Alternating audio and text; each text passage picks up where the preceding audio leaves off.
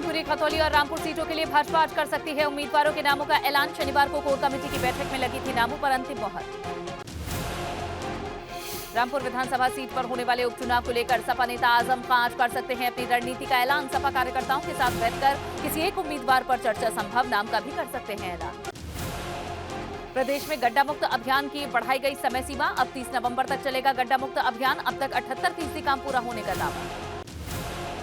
आज सोनभद्र और बलरामपुर के दौरे पर मुख्यमंत्री योगी आदित्यनाथ आदिवासियों को देंगे वन भूमि के पट्टे की सौगात, वन भूमि पर देंगे अधिकार प्रमाण पत्र। सीएम धामी आज विद्यालयी शिक्षा विभाग की करेंगे समीक्षा बैठक। उत्तराखंड सचिवालय में सीएम की अध्यक्षता में दोपहर 1 बजे मीटिंग होगी। शिक्षा विभाग के सभी मुद्दों पर सीएम करेंगे चर्चा।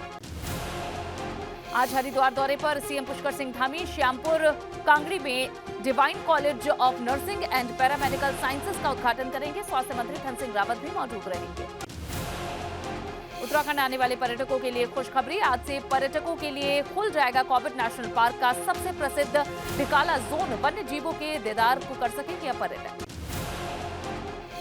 उत्तराखंड में 15 नवंबर तक बर्फबारी और बारिश की संभावना। बद्रीनाथ और गंगोत्री धाम में बर्फबारी जारी, अलर्ट मोड पर आया प्रशासन। बुलंदशहर के धरपा गांव में अंडरपास में भरे गंदे पानी में उतरे सदर विधायक प्रदीप चौधरी। कई दिनों से पानी भरे होने की सूचना पर इलाके में पहुंचे भाजपा विधायक। सदर विधायक ने फोन पर डीएम को जलभराव की जानकारी दी। मोटरसाइकिल गिरी पड़ी थी पानी में, जैसे पानी में गिरी थी तो हमने जिलाधिकारी महोदय को फोन करा, अन्यवर यहाँ पे जो ना ये स्थिति है। उन्होंने तुरंत कहा कि यहाँ की वीडियो बनाओ और भेजो, मैं इनके खिलाफ FIR कराऊंगा। मैं कहना चाहता हूँ आदरणीय मोदी जी और योगी जी जीरो टॉलरेंस नीति है, उस पर हम काम करेंगे। बरेली के क्रेटाई में अध्यक्ष रमनदीप समेत 7 बिल्डर्स को भूमाफिया घोषित, 17 के खिलाफ FIR दर्ज। पुलिस ने 3 बिल्डर्स को गिरफ्तार कर जेल भेजा। G20 शिखर सम्मेलन के लिए इंडोनेशिया के बाली पहुंचे प्रधानमंत्री मोदी। एयरपोर्ट पर हुआ शानदार स्वागत। बाली के होटल पहुंचने पर पीएम मोदी का भारतीय समुदाय के लोगों ने जोरदार स्वागत किया। मोदी मोदी के नारे लगे। पीएम मोदी ने भी लोगों से मुलाकात की। पीएम मोदी शाम 4:30 बजे से 6:30 बजे तक गरुड़ विष्णु केनकाना कल्चर पार्क में होने वाले भोज में शामिल होंगे। यहां सांस्कृतिक कार्यक्रमों का भी आयोजन है। आज राष्ट्रपति द्रौपदी मुर्मू झारखंड के बिरसा मुंडा के गांव जाएंगी, जहां जनजातीय गौरव दिवस के अवसर पर श्रद्धांजलि अर्पित करेंगी। मध्य प्रदेश के शहडोल में जनजातीय समागम में कल लेंगी हिस्सा। दिल्ली में एनसीडी की जंग में आज भाजपा के खिलाफ आम आदमी पार्टी शुरू करेगी पोल खोल अभियान। एनसीडी के पार्कों में लोगों से मिलेंगे नेता। संघ प्रमुख मोहन भागवत आज छत्तीसगढ़ के अंबिकापुर में पथ संचलन में होंगे शामिल।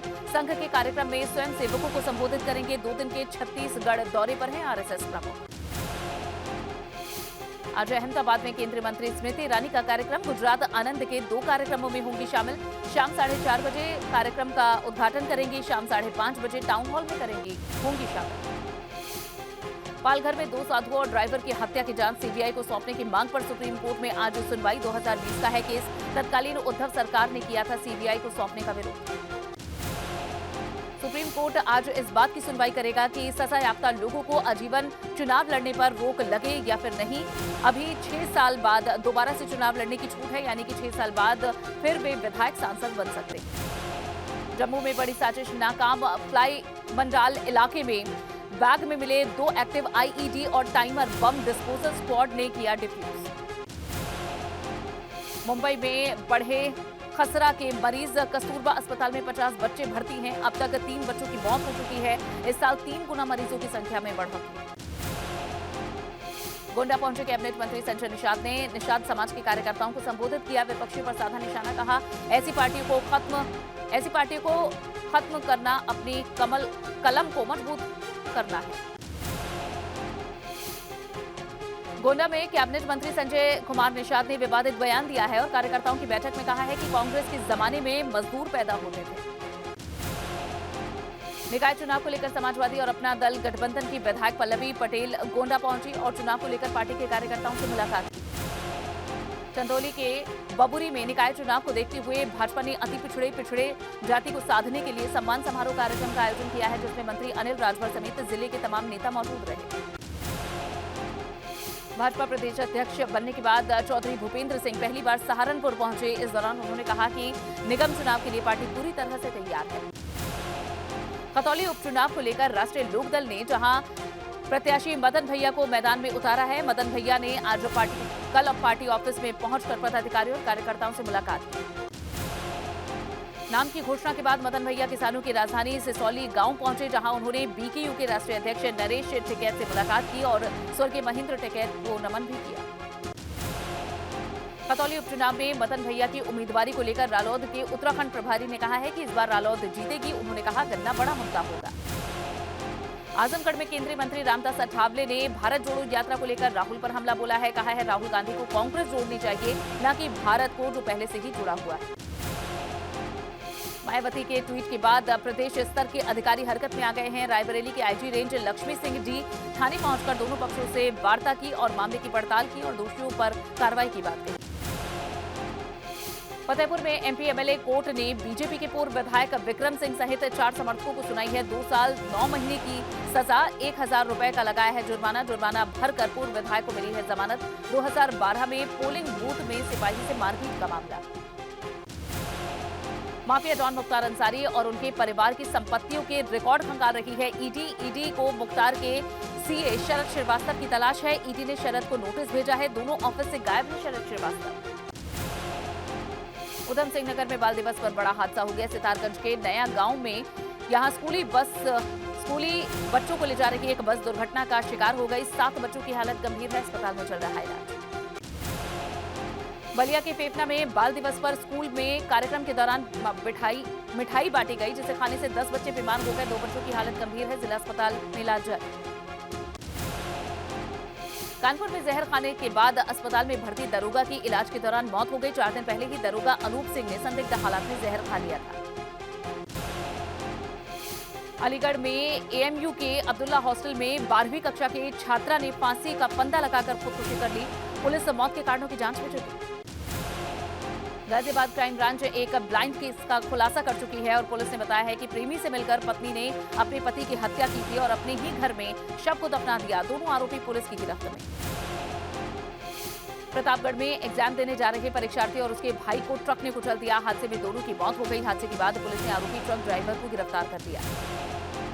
फर्रुखाबाद में पुलिस और 25,000 के इनामी बदमाश की मुठभेड़ हो गई, जिसके बाद पुलिस ने बदमाश शिवा गिराह को गिरफ्तार कर लिया। जिस्म फरोशी के खिलाफ हरदोई पुलिस ने बड़ी कार्रवाई की है। एक युवती को वेश्यावृत्ति के चंगुल से आजाद भी कराया है। साथ ही कई लोगों को हिरासत में लिया, जिनसे पूछताछ जारी। मिर्जापुर के लालगंज पुलिस ने अपहरण और लूट की गाड़ी के साथ 5 बदमाशों को गिरफ्तार किया है। इनसे 3 देसी बंदूक, 4 कारतूस, चाकू बरामद।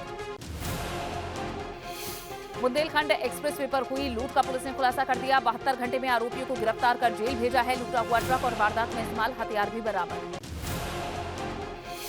बुलंदशहर में अवैध कॉलोनियों पर आज फिर से विकास प्राधिकरण की कार्रवाई होगी, जहां लगभग 31 बीघा में बसाई जा रही 3 अवैध कॉलोनियों को बीडीए ने जमींदोज किया। जालौन के उरई जिला नेत्र चिकित्सालय में आंख का ऑपरेशन कराने आई महिला से 7,000 रुपए रिश्वत लेने का आरोप है। साथ ही आंखों में लेंस लगने के बाद महिला की आंखों की रोशनी ही चली गई। गोंडा पुलिस ने युवक की हत्या का मामले का खुलासा कर दिया है। बताया है कि देवर के साथ मिलकर युवक की पत्नी ने युवक की गला दबाकर हत्या कर दी। पुलिस ने दोनों को गिरफ्तार कर लिया। मेरठ में मजदूरी की रकम हड़पने के मामले में एक महिला एसएसपी ऑफिस पहुंची, जहां पुलिसकर्मियों द्वारा रोकने पर महिला उनसे उलझ गई और फूट-फूट कर रोने लगी। पुलिस ने महिला को थाने भिजवा दिया। इलाहाबाद यूनिवर्सिटी के छात्रों के खिलाफ एक और एफआईआर दर्ज की गई है। चीफ प्रॉक्टर ने हंगामा करने के मामले में मुस्लिम बोर्डिंग हॉस्टल में रहने वाले लगभग 100 छात्रों के खिलाफ केस दर्ज कराया है। पीलीभीत में दबंग एपीओ पर कार्रवाई नहीं होने से नाराज दर्जनों ग्राम प्रधानों ने ब्लॉक में धरना प्रदर्शन किया। मौके पर पहुंचे पूरनपुर विधायक ने कार्रवाई का एपीओ को आश्वासन दिया, जिसके बाद मामला शांत हुआ। लखनऊ के लेवाना स्विस होटल में 9 दिसंबर को अब इसे ध्वस्त किया जाएगा। एलडीए ने होटल ध्वस्त करने के लिए नोटिस जारी किया है। नोटिस में होटल के संचालकों को 16 दिन का वक्त दिया गया। बस्ती में जिला प्रशासन की लापरवाही के चलते बंद पड़े खाद सेंटर, खाद के दल सेंटर। अब जो लोग हैं वो सेंटर दर सेंटर भटक रहे हैं और खाद की किल्लत के चलते बुवाई में देरी भी हो रही है। हरदोई में सड़कों पर घूमने वाले आवारा गोवंशों को गौशाला पहुंचाएगी अब पुलिसकर्मी। आईजी से मीटिंग के बाद एसपी ने आदेश जारी किए हैं। एसपी ने कहा है कि इससे सड़क हादसों में कमी आएगी। आगरा के ट्रांस यमुना कॉलोनी में रॉयल चौराहे का नाम अब समाज सेविका स्वर्गीय कमलेश गुप्ता चौक हो गया है। महापौर नवीन जैन ने नए चौराहे का उद्घाटन किया। इंडिया इंटरनेशनल ट्रेड फेयर में उत्तर प्रदेश मंडप का यूपी के मुख्य सचिव दुर्गा शंकर मिश्र ने उद्घाटन किया है। इस बार काशी विश्वनाथ कॉरिडोर के रूप में यूपी पवेलियन तैयार किया गया। अयोध्या के राम जन्मभूमि परिसर में विराजमान रामलला को सुबह शाम लगेगा रबड़ी का भोग। सर्दी में ठंड से बचाने के लिए लगा है ब्लोअर भी। रामलला को उड़ाया जाएगा रजाई और कंबल।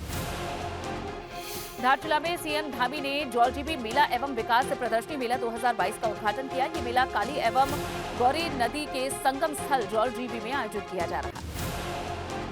गंगोत्री में बर्फबारी के बाद उत्तरकाशी में ठंड का प्रकोप देखने को मिला। लोग ठंड से बचने के लिए अलाव का सहारा ले रहे हैं।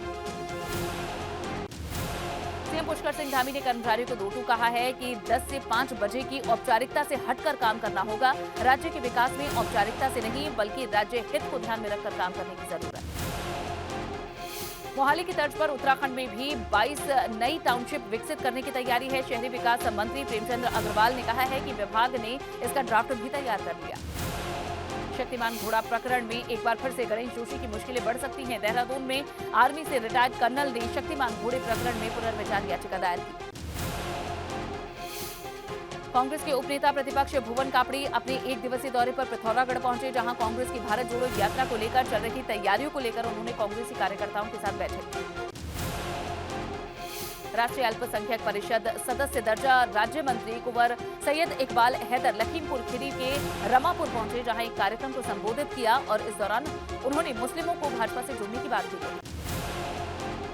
ओवैसी के पसमानदा मुसलमानों पर दिए बयान पर राज्यसभा सांसद हरनाथ सिंह यादव ने हमला बोला है। कहा है कि ओवैसी हिंदू और मुसलमान में दूरी बनाना चाहते हैं। वाराणसी में यूपी का पहला स्मार्ट बस स्टॉप का उद्घाटन हुआ, जहां नगर विकास मंत्री ए.के. शर्मा ने काशी के सिगरा स्टेडियम के बाहर बनाकर तैयार इस स्मार्ट बस स्टॉप का शुभारंभ किया है।